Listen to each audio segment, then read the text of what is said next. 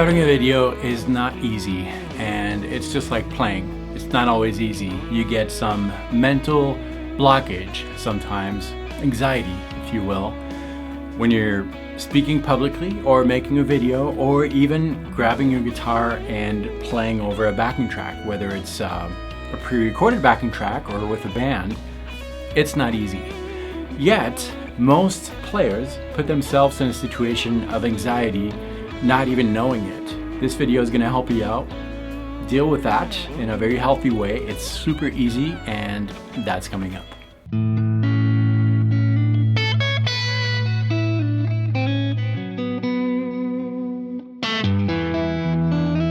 Hi, my name is David Wallerman. Welcome to this channel, which is all about helping guitar players like you find your voice on the instrument in a healthy way, hopefully, and develop it to tell your own musical story. Stories are what always attracted me to music. That's really at the core. The essence of my love for music is stories. I was just talking to a friend about that yesterday and explaining to him what really drew me to music. It's not the harmony, it's not the rhythm, it's not the technique, it's the stories. And that's really why I love instrumental music, because, well, there are no lyrics, which means that you can make your own story. And that's just where my love for music came. And this kind of leads me to think about story development. And when I make a video, this is very appropriate to talk about this. When I make a video, what you see usually is the start of the video, prepared, and hopefully it flows well. Yet before that, in order for the story to flow, in order for me to convey an idea that hopefully makes sense to you, there is some mental preparation before that. And that, I think, needs to happen in a musical situation, most importantly in an improvisation setting. So what I want to suggest here is to take that time in your practice session to think about what you are going to play. Nobody's watching you. You have time to do that, and then it's going to really naturally translate when you're playing live or in a recording setting. You're going to automatically add those things to your musical speech, and that's what we're going to talk about today. First, I want to talk about the difference between playing with something or playing on your own. Playing over something versus playing on your own. The mechanics are kind of the same, but there is a distinction. When you're playing over something, you're basically joining a landscape. That's how I see it. The landscape is set. You still have freedom to tell your story, but it needs to fit that landscape. And back to the story thing, let's say that we have a backing track like the one you're hearing now. I'm going to mentally picture something with that. And it could be anything really, but here I'm hearing something kind of a ballad, soft, light. It's not very tensed. And so the landscape could be like a beautiful field with mountains in the back, and everything is peaceful, and you're joining that setting. You don't want to crash into the story right away with monsters and robots. You want to fit the setting. Of course you can break the rules, but if you don't break those rules, if you try to match the setting, your improvisation is going to be received by the others in a natural way, and they're going to be engaged with what you have to say. That doesn't mean that later on in your story you can add some monsters and robots. You can do that, but don't start right away with those things.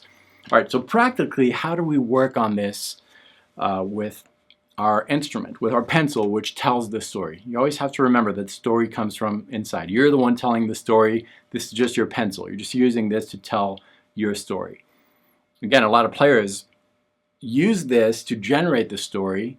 The story comes from their patterns, and that means that all of their stories kind of sound the same. There's a lot more you can do. So if I'm listening to this, I am going to associate with the mental picture that I have some musical elements that might fit that. So again, like beautiful landscape, that's what I'm picturing here. Mountain in the back, a field, flowers, whatever you want. It's peaceful. I'm going to associate melodic ideas, soft ideas. It's not very harsh here, and I can adapt that to my playing. Let's go to a close-up, and I'll give you a few ideas of how I would translate that musically. All right, before we started building some phrases that would fit over that canvas, which is the beautiful landscapey type of thing, we're going to talk about what happens in real life when we are joining a story, when we're joining a conversation. You're not going to jump in and start talking right away. First, you listen because you need to know what it's about, and that's the first tip. Don't play anything in the first few seconds. Really listen to what's going on. Then you can gather some information as far as what is going on in the story, and that's how you can know that this is a peaceful setting, and you start building some pictures there. We're in the key of E major, and you know that eventually by training your ear and fishing around for a few notes, and pretty quickly you know what key you're in. That's the topic for a different video, but we're in the key of E major, and you have the full fretboard available to build your words. Each note is a letter. A combination of letters together creates a word. A combination of words together creates a musical statement.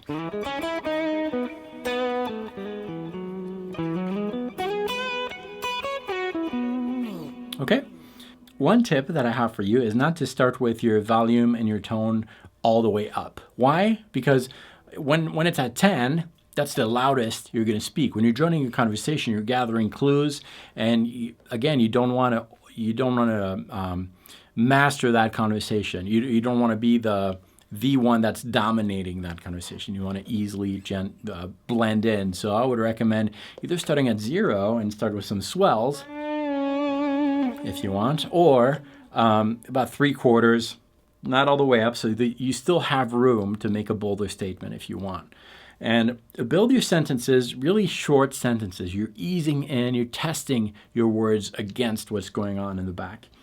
So a word that might fit that story with the canvas is maybe something like this.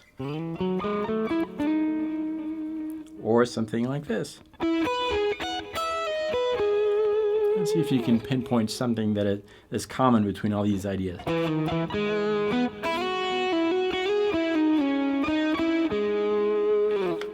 I landed these ideas on the strong notes, the safe notes, the notes that are part of the chord that is extracted from the key. In this case, we're in E major 7. So I'm landing on either the root,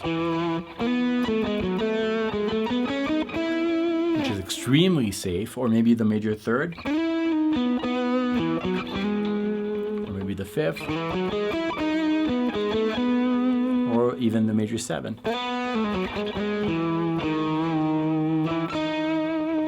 Those 4 notes are super safe, and I'd recommend starting with that because that'll give you a mental picture of the harmony, what the harmony is, those strong notes across the backing track, the key of the backing track. And it's also going to give you an idea as what you can do later on for words that are going to work later on. I consider those words that land on the strong notes, root, 3rd, 5th, 7th, to be kind of baby talk, like you're going straight to the point, straight to the idea. It's kind of associated with major pentatonic too, which is a very safe scale to use over a backing track that is an Ionian, Lydian, or Mixolydian. Those are safe statements. They're not super colorful, but that's okay. Now there's degrees of color within those 4 notes. The root is as bland as possible. It's not super colorful. The major 3rd is a little more colorful. The 5th is not super colorful, and the major 7th is colorful. So we have no color, a little bit of color, not much color, and a lot of color. Okay, that's kind of the order: root, 3rd, 5th, 7th. Think about that when you're starting to work on your improv. Try to land on these notes and see how they sound. Then we're going to add adjectives by implementing to these 4 notes the other notes that are missing to that to create the full musical alphabet. We're considering 7-note alphabets. We're in Ionian 7-note scale, so we dealt with those 4 not so colorful notes: 1, 3, 5, 7. Then you can add the 2 and the 4 and the 6. Okay, so gradually create words that land on one of these notes and see how they sound. What do they sound like over the backing track? Do you like it? Do you not? Get acquainted with those intervals. It's really, really important. And then add some phrasing ideas, build your story. So if the canvas is, beautiful field, that's kind of what you're playing over, mountains in the back, you're going to introduce a character. Character is whatever you want, but I would not suggest robots and monsters again, because you're trying to match the setting. So maybe a young girl is walking across the field. So here is our young girl. You're just introducing her here. For example, and I'll land on one of these strong notes. This is a not very detailed picture of that character. It's just, here's the character. Basically, here's me joining what is established here in the background. I'm joining that conversation. Okay? And you want to insist on that character. You want to give a little more detail. So maybe you're going to picture her with the same kind of word, but you're going to add a little detail. She has blonde hair. So what I mean by that is I'm phrasing in the same area of the fretboard, so it's the same idea, the same character. I introduced a new detail to that character by landing on an even more colorful note, which is the major sixth, for example. She has blonde hair. Very simple word here. A little more detail, and you can detail as much as you want. Landed on the second here. Okay, so you're kind of like, you're giving 4 or 5 ideas about that girl so that the listener has an idea of what's going on. He can picture that musical statement. In my mind, it's a girl in the field, and it matches the canvas here. And then you're going to introduce something else. Maybe something happens. Maybe there's a little bit of wind here that starts, going across the field. And you're just painting a story. So you got that, and then a little bit of wind. That's a new idea. Maybe the wind is kind of going fast a little bit. Okay, that's a new idea, okay? You have the girl here.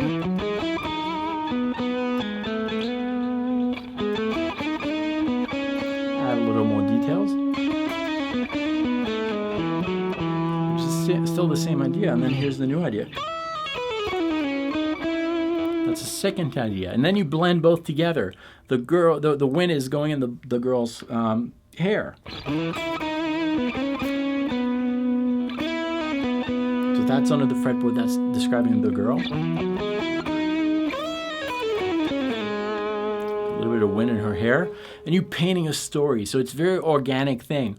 It's not necessarily prepared, and that's what I mean by improvisation. You're telling a story on that setting. If you were to introduce monsters and robots, it would be it wouldn't match necessarily. That would be kind of like starting your improv with something more technical. There's a robot in the field. What is he doing here? That doesn't necessarily match. This can come later. Maybe it can be the climax. Wind comes in, girl is walking, and then there's a little bit of drama, and in the distance you see something coming, so you give clues as to what is coming by maybe bursts of speed.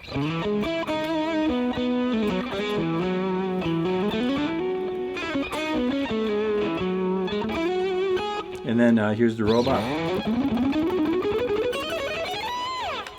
At some point in the story, but don't start with that right away.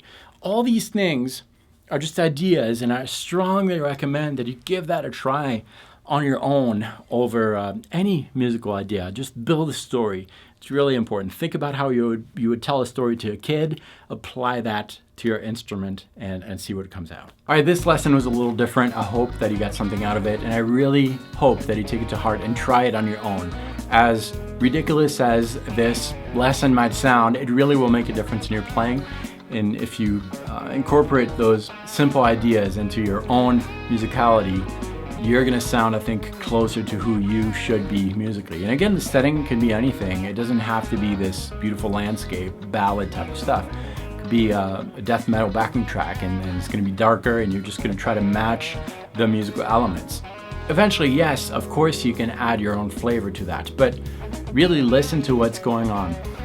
I prepared for you a few backing tracks that you can download in different settings, different story landscapes. I want you to approach them as that. Download the pack, it's free. All you need to do is visit the link below, enter your best email address, and you'll get those backing tracks right away. And before anything, hit play and listen and imagine the landscape. Imagine what you would like to do, just like we did in the lesson part here. Let me know what you think below, and if this was your first visit to this channel, first of all, thank you very much. And you should consider subscribing, because every week I have 3 videos coming out helping guitar players like you find your voice on the instrument, develop it to tell your own musical story. Thanks so much for watching. I'll see you next time.